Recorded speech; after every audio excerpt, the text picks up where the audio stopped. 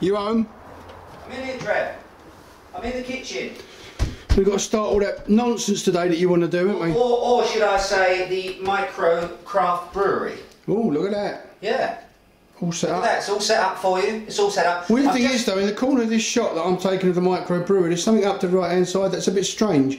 Slightly out of place. I don't know what you're talking about, Trev. I've got no idea what you're talking about. But listen, I am actually, you'll be very proud of me, because you remember the last time we spoke, we talked about, hang on a minute, we talked about, you accused me of never reading the instructions of anything that we do. Yeah, right. Yeah? Well, I've spent the last 2 hours now, actually, going through, quite vigorously, going through all the instructions in the Cooper DIY kit, which is what we're going to be brewing with today. Okay, the first one of its type, by the way, the first box of its kind in Scandinavia. Still hasn't actually been released yet, has it? Hasn't been released yet, but there's more details about that coming up a little bit later on in this show. So what chapter are you on? I've been, matey, I know all about hydrometers and all sorts of stuff like that. But so, Mr. Pac-Man, living after your name, I'm totally clued up. So you don't need to worry, Trev. I'm totally au fait with everything that's going down over the next couple of hours. Embark on the easiest and most rewarding DIY project ever. Really, Corba? Truth, Bruce. Everything you need to make your own great tasting beer is all in your brew kit box. Well, I hope it's true, mate. Did you hear that, Walla Walla? If you're going to talk proper Australian, you've got to be asking a question all the time. We've got to do this entire episode in Australian? I don't know, mate. I think this sounds great, but I bet they don't. I think you sound Australian. It might be South African. South African. Australian, I always get that wrong. Or Norwegian. Oh, that'll please them. Oh, one of the first. What we're going to do is, I do recommend actually that you do look at the instructions, seriously. Play a little bit of Pac-Man if you want to, but go through the instructions because it is pretty vital. Preparation is pretty much everything. It's fairly straightforward according to the instructions, so what we're going to do is we're going to do it stage by stage. This isn't going to be live like we normally are, Trev. Always live usually. We're always live. Is that lamp in the way, by the way? No, it's covering your face, mate. Oh, okay, good. So it's not going to be live. We're going to actually cut this into little segments because if it was real time, it's going to take too long. But we're going to go through the whole thing, and today we're actually going to brew the beer with using the DIY, Cooper's new DIY beer kit. Okay, so we're going to make 23. Here it is. You saw it in the previous episode, and Trev, I'll tell you what we'll do. If you can actually... You're not going to make me get in there, are you? No, we're going to go to Scotland again. If I throw up the stats, throw up the link. And the Cooper's thing. Oh, not and the link to the last video so that when we actually go to the box and show everyone in it. Yeah. But today what we're going to do is we're actually going to brew the beer. We're going to brew 23 litres of beer. And what we're going to see how it goes. It's going to be a lager. This is the beer in question. Basically, it's beer in a box or beer in a tin. Okay, this is it. This is the lager, and we're going to do everything according to the instructions. We're not going to freestyle or do any sort of silly buggering around. We're going to do it completely to the rules. Well, yeah, actually, we're on now. We're just going to go. Go on. No, right, you've got to start washing up, mate. I'm listening to Bruce. Is Bruce telling you how to do it? Bruce is telling me how to do it. Oh, that's enough of that. Let's try anyway. Look, so are we on, Trev? We're actually, yeah, we're on. Are we going to do this, Trev? Go on. We're going to brew some beer. Well, you are. You and me. No, we're doing it together. This is a joint effort. Okay, now the first thing that we need to do is that we need to sanitise the equipment. This is very, very important. If you're buying a house, what is it, Trev? The 3 most important things about buying a house. Location, location, location. Okay, now when it comes to brewing beer, what are the 3 most important things about brewing beer? Cleanliness, cleanliness, cleanliness. Keep it clean. It's very, very important. Now, I was a bit worried actually because there are ways that you can sanitise brewing equipment. There's normally 2 ways. One's chemical, using things like bleach, for instance, or you can actually get these more environmentally friendly alternatives. The other one is heat. Now, I don't recommend putting this in the oven, Trev. Can't put it in a micro, mate? In the microwave.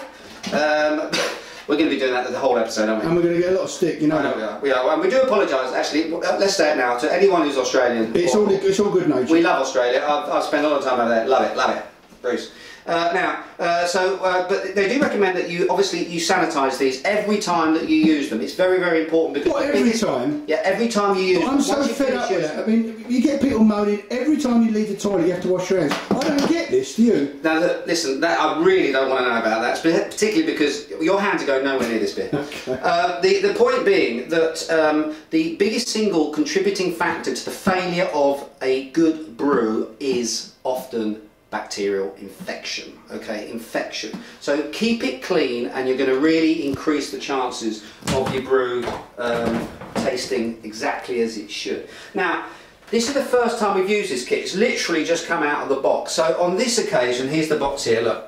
So on this occasion, that's the box in question. So on this occasion, they recommend, or they suggest, that you do not need to sanitize it the first time you use it. All we're going to have to do for the first time is to rinse it in hot water to make sure that there's no sort of visible soiling, no sorts of, you know, dirt or whatever. Trev, so that's what we're going to do. Told you, mate, you should have used the bath. I'll tell you what, Trev, I think we're going to need a bigger sink. What about in the hole at the bottom, Darren? Yeah, I saw the little hole in the bottom there, Trev. I think what we do... I can't let this out. Australians, they're going to hate us. No, they won't. Australians love us. Didn't we own Australia once? Oh, dear. I'm actually leaving it in to show what sort of person you really are. Okay, Trev, so now everything's had a thorough rinse. The next thing we do is that we put the tap together, and it really is as simple as this. Can you see this? You just put that in there like that. Okay, this has been rinsed off, of course, so it's all nice and clean. And then this goes in here like that. Okay, make sure that it's shut. The other thing that we need to do is we need to attach the thermometer to the side of the fermentation vessel, because temperature is, or controlling or monitoring, is a very important part of the brew. Where should you put it, Trev? On your forehead, mate. Should we stick it right there on the forehead? Let's stop doing this Australian stuff. Let's stick it right there, Bonds of Bruce. And you can see actually it's showing at the moment 26 degrees. And that's pretty much it, Trev. We're ready to go. All the equipment's ready. Now it's time to brew. Right, now we're going to get to the point where we're actually going to mix all the ingredients together to make the beer. So what we've got here, of course, is the lager beer kit. This is basically beer in the tin. Everything's in here. If we open the top, you'll see that the sachet of yeast is here. Okay. Little tip for you, by the way. If you buy one of these kits and you're not going to brew straight away, I don't know what that is. Oh, it's instructions. We won't read that. I'll read those later. If you're not going to brew straight away, then it's a good idea to take the yeast sachet of yeast out and put it in your fridge. Because remember, yeast is live, and actually it prefers being in that temperature in your fridge. Keep it there. Okay. We're actually going to crack straight on. So this is the stuff that really does sort of make all the magic happen. Now, according to the instructions that Bruce is telling us on the DVD, you are supposed to take all the paper off of this and then submerge it in sort of warm water. The reason you're doing that is because this is very, very thick, sort of engine oil, gluey sort of consistency. And what we want to do is we want to kind of thin it out a little bit. So by adding a little bit of heat or warming it up, it's going to get a little bit more sort of runny. And that's what we want for when we're adding it to the fermentation vessel. They also say, by the way, check your best before date here. This is best before the 30th of the 9th, 2012. So we're well within the best before date.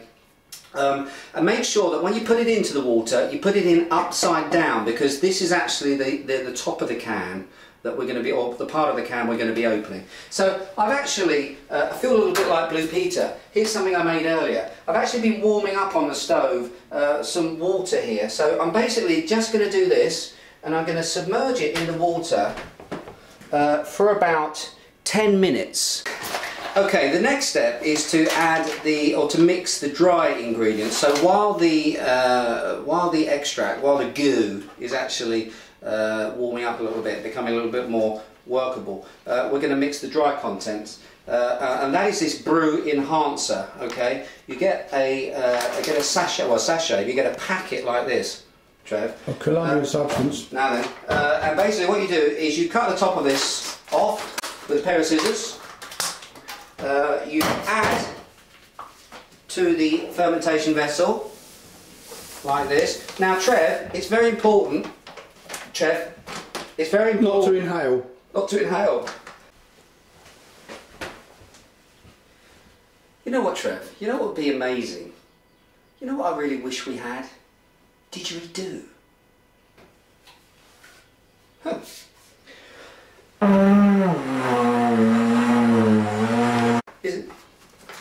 It's very important whenever you brew beer commercially or in a proper microbrew, because to be honest with you, this isn't a proper microbrewery. Okay, I know you probably think it is, but it's not. They don't look like this.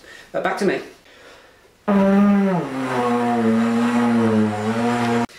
What happens is that when you're mashing in, right, which is kind of what we're doing here in our kind of own home extracty type of way, it's very, very traditional to put on, it's almost required to put on some really big, you know, loud, heavy music to sort of celebrate the fact that you're starting a new beer off, okay?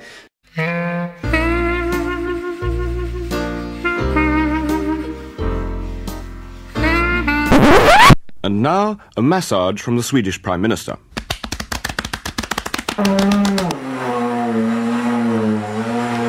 Basically, you try and pick a piece of music that reflects the kind of character of the beer and the mood that you're in, okay? So Trev, can you put some music on while I'm doing the next bit? And the next bit is, we need to add 2 litres of warm water, okay? So I've boiled all this stuff. I mean, I'm boiling all my water and then letting it cool down. So this is 2 litres of water. That goes into the fermentation vessel. There's a little mark here that we can actually see that I'm adding it up till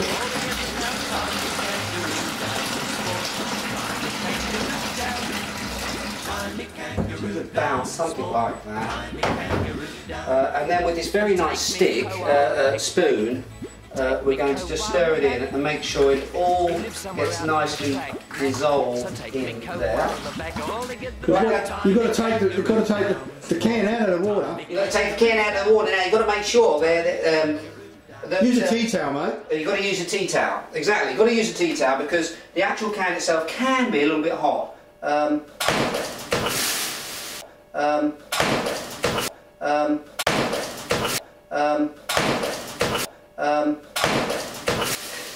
We've got to leave that in. Okay, I'll tell you what, screw that. I've got asbestos hands anyway. That's there like that. Let's turn that off. Okay, so the next step is to open the tin. Familiar smells coming out straight away. Remembering, of course, to make sure that you open the tin on the bottom of the tin. Very important, needs to be upside down, right? Just like in Australia. Okay, so that Do you think that's why? I think it's probably why, actually, Trev. Thinking about it, it's logical, isn't it? Well, you know you've already made a mistake then. Why? You were stirring the water the wrong way. Oh, of course, yeah, because it goes down the plug all the other way, doesn't it? Exactly. Yeah, of course. So there we go. Look, take the top off this thing. Have a little look at that, Trev, while I'm trying to get rid of this. You can see. Doesn't that look attractive? Looks pretty, mate. Looks pretty. Okay, and what we're going to do here is we're going to, as you can see though, it's become a little bit runny now. Can you see that? Mm. So we're going to add this. God, the smell. Can you smell that? It actually does smell very toffee and sort of toasty and I have to say a little bit, it does remind me actually a little bit of the smells you'll get in a brewery, plus a lot of Marmite, Trev. Vegemite. Or Vegemite, yeah, exactly. So we're going to pour this into the liquid, okay? And this is where your little spoon, or big spoon, comes in handy, because we want all of this stuff, okay? And as I say, it's a bit gloopy, so let's just scrape it out of the bottom of the tin. We need to try and get as much of this into the fermentation vessel as possible. It reminds me, I must eat more Weetabix.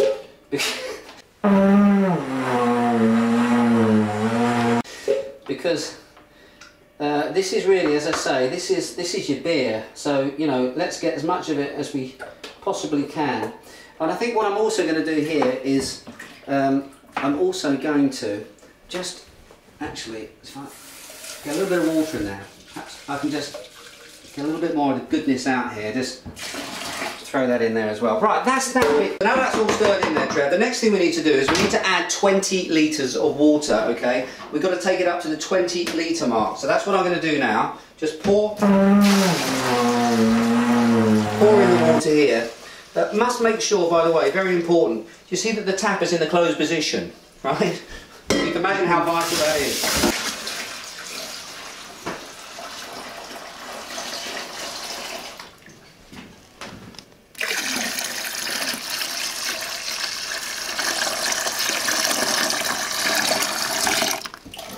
Okay, there's Trev. So there we go. Now you can see we're up to the 20 litre mark.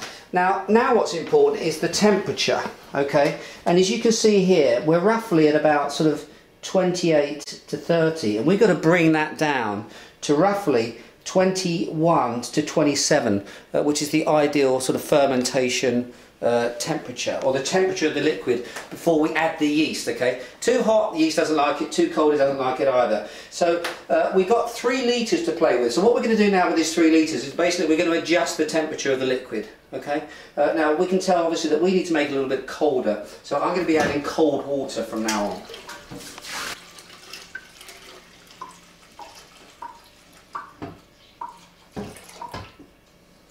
So that's cold water gone in. Cold water, let's give that a little whirl. Give it a whirl, Trev.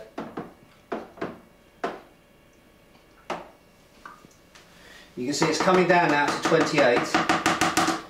A little bit more cold water.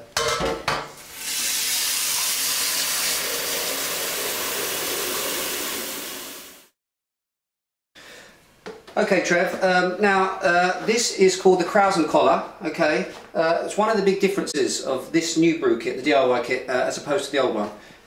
This actually fits quite beautifully over the top into the fermentation vessel like this, and then the lid goes on top of that. I'll explain that in a minute. So we're going to slam that in there. Oh, it does fit perfectly, perfectly, look at that. Now the next thing we need to do, Trev, and this is very, very important, they do recommend that the temperature here is coming down to about 26, which is perfect, because we want to try and hit, the liquid's got to be between 21 and 27 degrees, ideally. But even if it's a little bit warm, even if it's a little bit warmer than that, they do recommend you try and get the yeast in as quickly as possible. Now come here a little bit closer, Trev, and you'll be able to see this yeast going in. Basically what we're going to do is we're just going to sprinkle this over the top. Can you see that? It's just sort of powdery type of form. Doesn't look very sexy. Yeast often doesn't. Can you smell it? It smells sort of yeasty, I suppose, isn't it? Sort of bready, you know, like, can you imagine being in a baker's? And make sure that you get every single last bit of that yeast in there. Now, here's another home brewing debate. Do you let the yeast just sit there on the top and do its own thing, or do you mix it in? Well, there's 2 schools of thought. I preferably would be a mixer, because I like to give it a whirl, Trev, but on the instructions it just says sprinkle it in, and we are following the instructions, so that's pretty much it. Next stage coming soon. The last thing, of course, you need to do, once you've sprinkled the yeast evenly over the surface of the beer, of the liquid, is put the top on. Now, you'll notice that unlike in most homebrew kits, where they have an airlock here, this is what this Krausen collar does. Basically, it's loose, so if there's any sort of gas or CO2, which is obviously a byproduct of the brewing process, this will wobble around a little bit, but it will still keep it airtight. So that's a big difference between the new model, the new DIY kit, and the old one. So Tupperware, isn't it? yeah, exactly. So that's pretty much it. We're sort of fairly good. Welcome back, everyone. Okay, so we've got the top on, we've got the yeast in, we've got the yeast in, and here comes the science part now, Trev. Do you know what this is? It's a hydrometer, mate. It's a hydrometer. It is. It looks like a fishing float, but it's not. It's a hydrometer. And basically, do you know what this does, Trev? Measures the displacement, the density. That's right. It measures the specific gravity, or the gravity of a liquid. So basically, water is, let's say, 1.000, and this will basically measure. What's the easiest way to put it? If there is sugar in a liquid, which there is, obviously. Viscosity? Viscosity, the weight, the density of a liquid, exactly, compared to water. That's pretty much what it does. So what we're going to do, rather than get too scientific about it, is that we are going to basically draw off a sample and measure the gravity of the liquid, okay? So what you need to do is, with a very steady hand, so you don't get any of it on the kitchen floor, that's extremely important, is to just get a little bit of liquid here. Trev? Oh, look at that. Did I drop any? I did not. Okay, now the first one you throw away, okay? Do not, repeat, do not drink it, okay? You know what, Trev? You know what would be amazing? You know what I really wish we had? Didgeridoo. But Darren, what they said they was going to... What are you doing? Oh, fy fan. Okay, so now we've taken a second sample of the wort, and I'm going to put the hydrometer into that. and I'm going to give it a little spin. You know why they do that, Trev? No. Often brewers give it a little spin because they want to knock off any air bubbles that can actually be on the hydrometer, which could give a slightly false reading.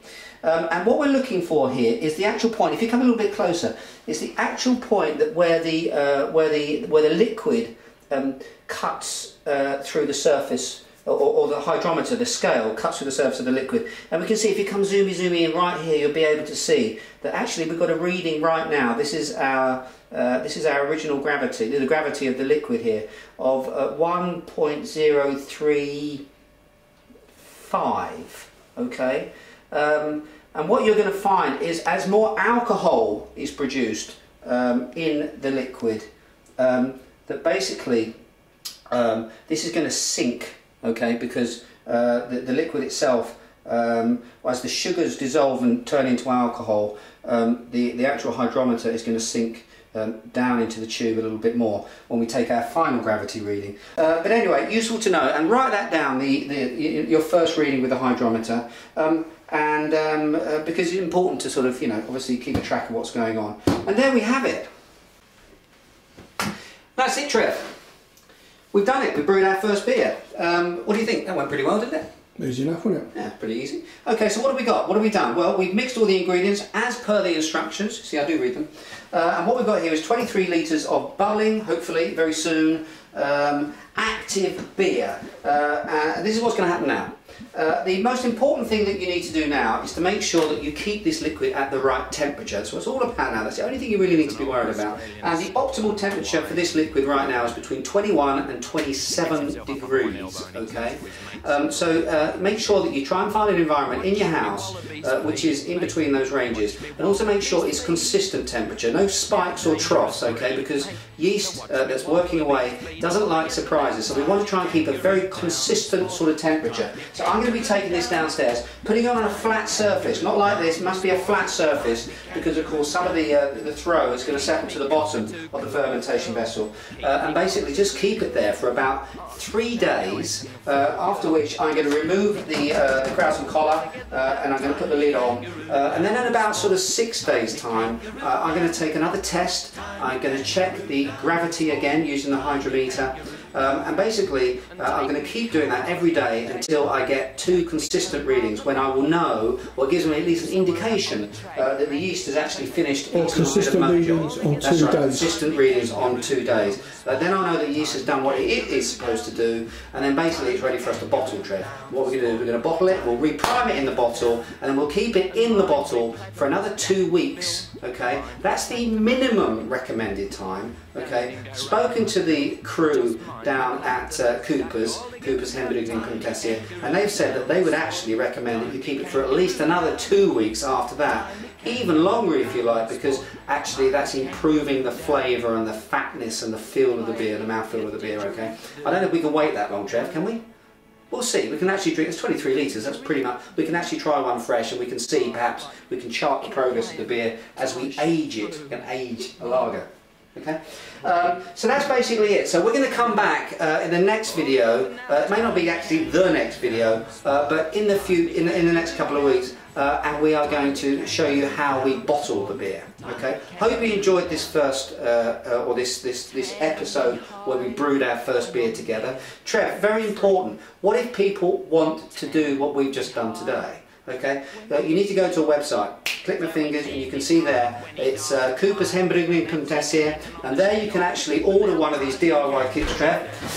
It costs 769 crowns, okay, plus delivery.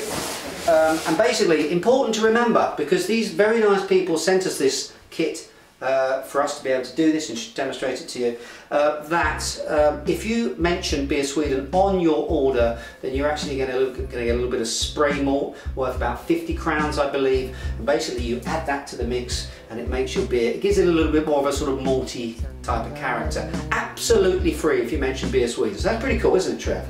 They're nice people, aren't they, Trev? Absolutely. Absolutely. And I hope you enjoyed what we've done today. Hope you're looking forward, as we are, Trev, to see what the results are over the next few weeks. So until then, cheers and beers. Mine too old to cry. when a woman gets me down. Got another empty bottle